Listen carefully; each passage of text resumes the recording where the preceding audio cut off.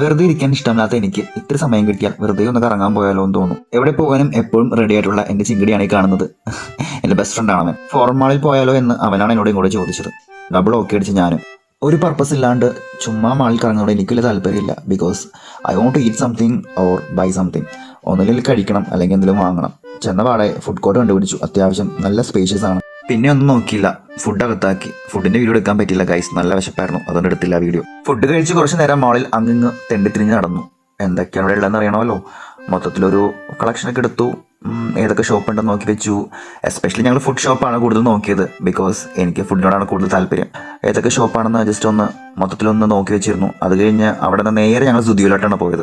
സുദിയോ എന്നെ പോലെയുള്ള പാവപ്പെട്ടവർക്ക് പറ്റിയ കടയാണെന്ന് എനിക്ക് നേരത്തെ തന്നെ മനസ്സിലായിട്ടുണ്ട്. ആദ്യം ഷർട്ട് എടുത്താൽ ഞാൻ നോക്കുന്നത് പ്രൈസാണ്. പ്രൈസ് ടാഗ് നോക്കിയിട്ട് നമുക്ക് സംതൃപ്തി വരികയുള്ളൂ. നമുക്കതാണല്ലോ മുഖ്യം, പൈസ മുഖ്യം. ബിഗിലെ എങ്ങനെ പോയാലും സുദിയോ കുറച്ച് വൃത്തിയാണ്.